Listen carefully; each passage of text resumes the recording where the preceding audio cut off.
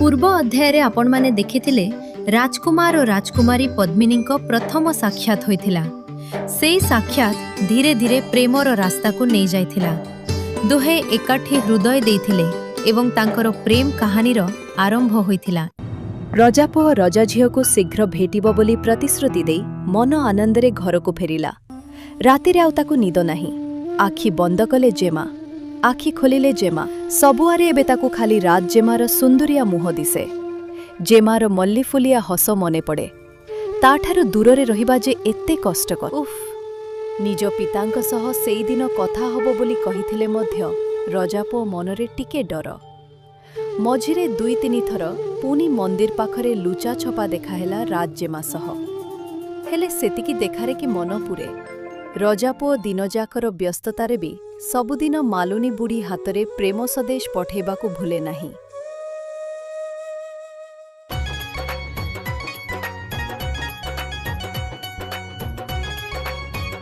जेमा भी तार सबु प्रेमपत्रर उत्तर दिए। जेमार उत्तर पाइबाकू रजापुओ चातक भली चाही रहे।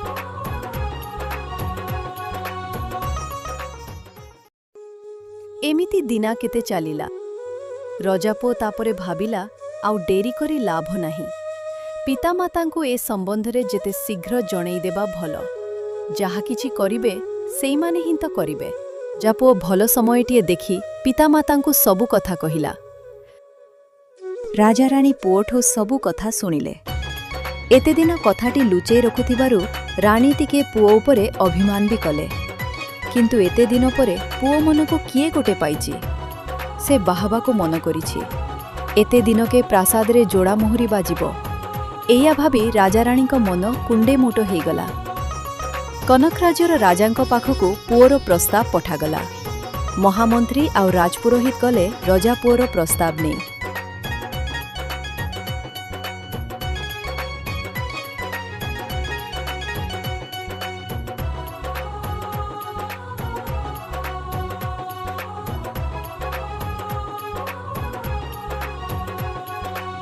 जय हे महाराजाधिराज।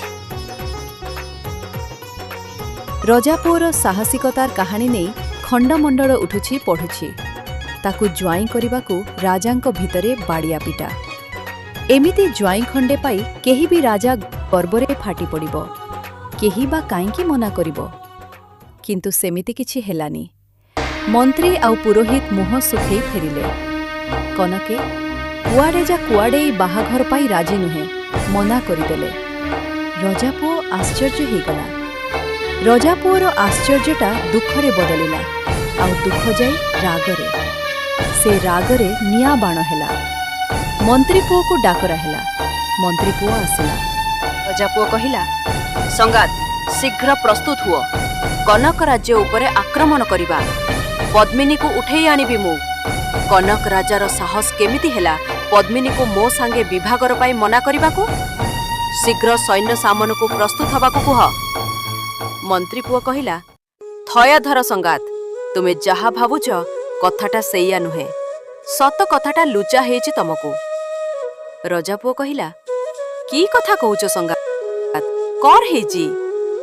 मंत्री पुओ कहिला, संगात मुंडटी रहिले कहिबी। रजापुओ बोइला, तुमे कि आम प्रजा? तुमे हेलो मो संगात। निररे कुह कौन हेछि? मंत्री पुओ बोइला, कनक राजा विभागर पाई मना करि नाहंती। से गोटिए शर्त रखिचंत। आउ सेई शर्तरे आपणक पितामाता राजी नुहंती। रजापुओ घड़ीटे थम हेई मंत्री पुओ को चाहिला। तापरे पचारिला, शर्त? एमिति कि प्रकारर शर्त संगात? मंत्री पुओ कहिला, हाउ कहूची मन देई सुण। मंत्री पुओ कहिला, कनक राज्य राजांकर गोटिए शर्त अछि। सेई शर्त जिए पूरण करिब सेई केवल राजजेमा को विवाह हब। की शर्त? रजापुओ पचारिला। मंत्री पुओ कहिला, कनक राज्य को बेपार करिबा पाई देश विदेशरु बहुत बेपारी आसंती। बेपारी माने कनकपुरी को आसीबा पाई जंगल भितर देई केवल गोटिए मात्र रास्ता। सेई जंगल भितरे एबे कुआडू आसी असुरुनीटीए महा उपद्रव करुछि। ता ना कुआडे बाई असुरुणी। ବହୁତ ଭୟଙ୍କର, ଚେହେରା ବିକଟାଳ। ଯିଏ ସେଇ ରାସ୍ତାରେ ଯାଉଛି ବାଇ ଅସୁରୁଣୀ ତାକୁ କୁଆଡ଼େ ମାରିଦେଉଛି। ବଡ଼ ବଡ଼ ଗଛକୁ ଗୋଟିଏ ହାତରେ ଉପାଡ଼ି ଲୋକଙ୍କ ଉପରକୁ ଫୋପାଡ଼ୁଛି। ଲୋକଙ୍କୁ ଶୂନ୍ୟରେ ଟେକି ନେଇ ପାହାଡ଼ ଉପରୁ ଫିଙ୍ଗି ଦଉଛି। ପଶୁପକ୍ଷୀ ବି ତାଠୁ ପାର ପାଇ ପାରୁନାହାନ୍ତି। ଶୁଣିଲା ଲୋକ କୁହନ୍ତି ସେ କୁଆଡ଼େ ଏମିତି ଚିତ୍କାର କରେ ଯେ କାନରୁ ରକ୍ତ ବାହାରିଯାଏ। ତା ଡରରେ ଆଉ କୋଉ ବି ବେପାରୀ କନକପୁରୀ ଆସୁନାହାନ୍ତି। କନକ ରାଜ୍ୟକୁ ବହୁତ କ୍ଷତି ସହିବାକୁ ପଡ଼ିଲାଣି। ପୁଣି ପ୍ରଜାଙ୍କ ମନରେ ବି କୋକୁଆ ଭୟ। ଯଦି ଅସୁରୁଣୀ କେବେ ଜଙ୍ଗଲ ଛାଡ଼ି ରାଜ୍ୟ ଭିତରକୁ ପଶି ଆସିବ? ପ୍ରଜାମାନେ ଡରି ଡରି ଜୀବନ କାଟୁଛନ୍ତି। ସେଇଥିପାଇଁ କନକ ରାଜା ସର୍ତ୍ତ ରଖିଛନ୍ତି ଯେ ଯେଉଁ ପୁରୁଷ ବାଇ ଅସୁରୁଣୀକୁ ମାରି ତା ଆଖି ତାଡ଼ି ଆଣି ରାଜାଙ୍କୁ ଦବ, ରାଜା ତା ସାଙ୍ଗେ ନିଜ ଝିଅ ପଦ୍ମିନୀକୁ ବାହା ଦେବେ। ଏତିକି କହି ମନ୍ତ୍ରୀ ପୁଅ ଦୀର୍ଘ ନିଶ୍ୱାସଟିଏ ମାରିଲା। ରଜା ପୁଅ ମନ୍ତ୍ରୀ ପୁଅ କଥା ଶୁଣି ବହୁତ ହସିଲା। ଓହୋ, ଏଇ କଥା, ଏଇଟା ବାକି ବଡ଼ କଥା। ମୁଁ ଆଜି ହିଁ ବାହାରି ଯିବି ଅସୁରୁଣୀକୁ ମାରିବା ସକାଶେ। ତାକୁ ମାରି ପଦ୍ମିନୀକୁ ନିଜର କରିବି। ରଜା ପୁଅ କଥା ଶୁଣି ମନ୍ତ୍ରୀ ପୁଅ କହିଲା, ସଙ୍ଗାତ ହେ, ମାନୁଛି ତୁମେ ବହୁତ ସାହସୀ। ତୁମ ଭଳି ବୀର ପୁରୁଷ ମିଳିବା ଏଇ ତ୍ରିଭୁବନରେ କଷ୍ଟକର। କିନ୍ତୁ ଇଏ ମଣିଷ ନୁହେଁ, ଏଇ ଅସିଭୁବନୀ। ୟାକୁ ମାରିବାକୁ ଯିବା ଯାହା, ମରଣ ମୁହଁକୁ ଯିବା ସେଇଆ। ବହୁତ ରାଜପୁତ୍ର ପଦ୍ମିନୀକୁ ପାଇବା ପାଇଁ ସେଇ ଅସୁରୁଣୀ ସାଙ୍ଗରେ ଲଢ଼ିବାକୁ ଯାଇଛନ୍ତି, କିନ୍ତୁ ସେମାନେ କେବେ ଫେରିକି ଆସିନାହାନ୍ତି। ଲୋକେ ତାଙ୍କ ମଲା ଦେହ ପଛରେ ଜଙ୍ଗଲରୁ ପାଇଛନ୍ତି। କାହା ଦେହ ନିଆଁରେ ପୋଡ଼ିଯାଇଛି ତ କାହାର ହାତ ଗୋଡ଼ କାଟି ଦିଆ ହେଇଛି। କାହାର ମୁଣ୍ଡରେ ପୁଣି ପଥର ଛେଚା ହେଇଛି। ଲୁଗାପଟାରୁ ଚିହ୍ନଟ ହେଇଛି ସେ କୋଉ ରାଇଜର ରାଜକୁମାର। ସେଇ ଅସୁରୁଣୀ ଖାଲି ଅସୁରୁଣୀ ନୁହେଁ, ପୁରା ପାଗେଲିଟିଏ ବି। ତାର ଦୟାମାୟା ବୋଲି କିଛି ନାହିଁ। ସଙ୍ଗାତ, ହୁଏତ ତୁମେ ଯାହା କହୁଛ ସତ ହେଇପାରେ। ଅସୁରୁଣୀ ମତେ ମାରିଲେ ବି ମରିବି, ଆଉ ପଦ୍ମିନୀକୁ ନ ପାଇଲେ ବି ମୁଁ ମରିବି। ହେଲେ ପଦ୍ମିନୀକୁ ପାଇବା ପାଇଁ ତା ପିତାଙ୍କ ସର୍ତ୍ତ ମାନି ଅସୁରୁଣୀ ସାଙ୍ଗେ ଯୁଦ୍ଧ କରିବାରେ ଗୋଟିଏ ରାଜପୁତ୍ରର ସମ୍ମାନ ଅଛି। ଆଉ ମୋର ପୁରା ବିଶ୍ୱାସ ସଙ୍ଗାତ କି ସେଇ ଅସୁରୁଣୀର ମୃତ୍ୟୁ କେବଳ ମୋ ହାତରେ ହିଁ ଲେଖା ହେଇଛି। ମତେ ତୁମର ସଦିଚ୍ଛା ଆଉ ଶୁଭେଚ୍ଛା ଦରକାର। ଭାବୁଛି ତୁମେ ମୋ ମନ କଥା ବୁଝି ମତେ ସହଯୋଗ କରିବ। ମତେ ଯଥାଶୀଘ୍ର ଏଠୁ ବାହାରିବାକୁ ହବ। ମନ୍ତ୍ରୀ ପୁଅ ରଜାପୁଅର କଥାର ଜୋର ଦେଖୁ ଆଉ କିଛି କହିବା ଉଚିତ ମନିଲାନି। ରଜାପୁଅ ବାଇ ଅସୁରୁଣୀକୁ ମାରିବାକୁ ଯିବା କଥାଟା ଶେଷକୁ ରାଜାରାଣୀଙ୍କ କାନକୁ ଗଲା। ସେମାନେ ଦୌଡ଼ି ଦୌଡ଼ି ରଜାପୁଅ ପାଖକୁ ଆସିଲେ। ତୁ ଆମର ଏକଇର ବଳା,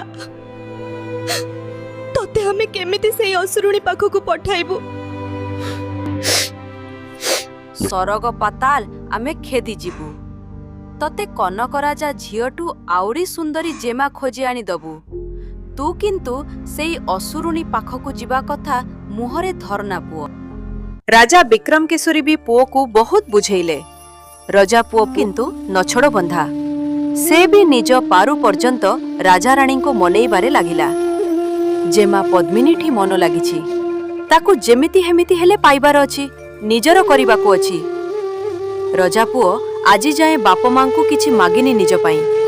ଜୀବନରେ ପ୍ରଥମ ଥର ପାଇଁ କିଛି ଜିନିଷ ପାଇଁ ଜିଦ୍ କରିଛି। ସେଇଟା ନ ମିଳିଲେ ଜୀବନ ହାରିବ। କୌଣସି ସୁନ୍ଦରୀ ଝିଅକୁ କେବେ ଆଖି ଉଠେଇ ଚାହିଁ ନଥିବା ରଜା ପୁଅ ପ୍ରଥମ ଥର ପାଇଁ କୌଣସି ନାରୀ ପାଇଁ ଜୀବନ ଦେବା କଥା କହୁଛି। ଗେହ୍ଲା ପୁଅର ଏଇ ଜିଦ୍ ଦେଖି ରାଜାରାଣୀ ଆଉ କ'ଣ କରିବେ? ମନ ଦୁଃଖରେ ଶେଷରେ ହଁ ମାରିଲେ। କନକ ରାଜାଙ୍କ ପାଖକୁ ଖବର ପଠାଇଲା। କନକ ରାଜା ଶୁଣି ବହୁତ ଖୁସି ହେଲେ। ରଜା ପୁଅ ପାଇଁ ବିଜୟର ଶୁଭେଚ୍ଛା ବାର୍ତ୍ତା ପଠାଇଲେ। ମାଲୁଣୀ ହାତରେ ରାଜଜେମା ପାଖକୁ ସନ୍ଦେଶ ପଠାଇଲା। ନିଜ ପିତାମାତାଠୁ ବିଦାୟ ନେଇ ରଜା ପୁଅ ଜେମାକୁ ଦେଖା କରିବାକୁ ଗଲା ସେଇ ଦେବୀ ମନ୍ଦିର ପାଖକୁ। ଜେମାର ଆଖି କାନ୍ଦି କାନ୍ଦି ଗେଣ୍ଡା ପରି ଫୁଲି ଯାଇଥାଏ, ମୁହଁ ନାଲି।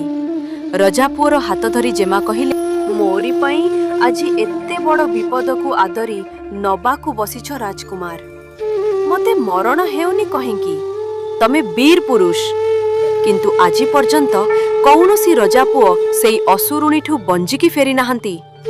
ସେଥିପାଇଁ ମତେ ବହୁତ ଡର ଲାଗୁଛି। ଏତିକି କହି ଜେମା ସୁଁ ସୁଁ ହେଇ ପୁଣି କାନ୍ଦିବାକୁ ଲାଗିଲା।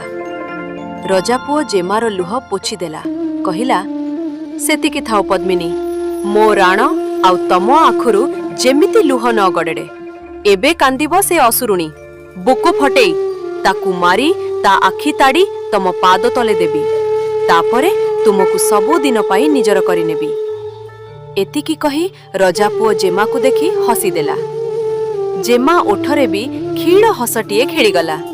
ତାପରେ ରଜାପୁଅ କହିଲା, ଜେମା, ମୁଁ ଏଠୁ ଗଲେ ମତେ ତୁମ କଥା ବହୁତ ମନେ ପଡ଼ିବ। ଜେମା ନିଜ ଉତ୍ତରୀୟ ଚିରି ସେଇ କପଡ଼ାଟିକୁ ରଜାପୁଅ ହାତରେ ବାନ୍ଧିଦେଲା। କହିଲା, ମୋ କଥା ମନେ ପଡ଼ିଲେ ଏଇଟାକୁ ଦେଖିବ। ଏଇଟା ମୋ ପ୍ରେମ। ଏଇଟା ଯେବେ ଯାଏଁ ତୁମ ହାତରେ ବନ୍ଧା ଥିବ ଭାବିବ ମୁଁ ବି ତୁମ ସାଙ୍ଗେ ସାଙ୍ଗେ ଅଛି। ମୁଁ ପ୍ରାର୍ଥନା କରିବି ତୁମେ ଯଥାଶୀଘ୍ର ବିଜୟୀ ହେଇ ଫେର। ଏହାପରେ ରଜାପୁଅ ଜେମାଠୁ ମନ ଦୁଃଖରେ ବିଦାୟ ନେଲା। ମନ୍ତ୍ରୀପୁଅ ତାକୁ ଅପେକ୍ଷା କରିଥାଏ। ମନ୍ତ୍ରୀପୁଅ କହେ, ସଙ୍ଗାତ, ମତେ ସାଙ୍ଗରେ ଆସିବାକୁ ଦିଅ। ରଜାପୁଅ କହିଲା, ନାହିଁ ସଙ୍ଗାତ, ଏଇଟା ମୋ ଯୁଦ୍ଧ। ମତେ ଲଢ଼ିବାକୁ ଦିଅ। ତୁମେ ଏଠି ମୋ ପିତାମାତାଙ୍କୁ ଟିକେ ଦେଖୁଥିବ। ବିଚରା ଏକୁଟିଆ ଛଟପଟ ହେବେ। ମନ୍ତ୍ରୀପୁଅ ହଁ ମାରିଲା। ଦୁଇ ସଙ୍ଗାତ କୁଣ୍ଢାକୁଣ୍ଢି ହେଲେ। ରଜାପୁଅ ଘୋଡ଼ାରେ ବସିଲା। ମନ୍ତ୍ରୀପୁଅକୁ ଥରେ ଚାହିଁ ଦେଇ ରଜାପୁଅ ଘୋଡ଼ାକୁ ଆଗକୁ ଛୁଟେଇଲା। ମନ୍ତ୍ରୀପୁଅ ଚାହିଁ ରହିଥାଏ। ଧୀରେ ଧୀରେ ରଜାପୁଅ ଆଉ ତା ଘୋଡ଼ା ଆଖିରୁ ଖୋଲେ। ରାଜକୁମାର ସତରେ ବାୟସୁରୁଣୀକୁ ହରାଇ ପଦ୍ମିନୀଙ୍କୁ ପାଇପାରିବ କି? ନା କି ଏହି ପ୍ରେମ କାହାଣୀ ଏଇଠି ଶେଷ ହୋଇଯିବ?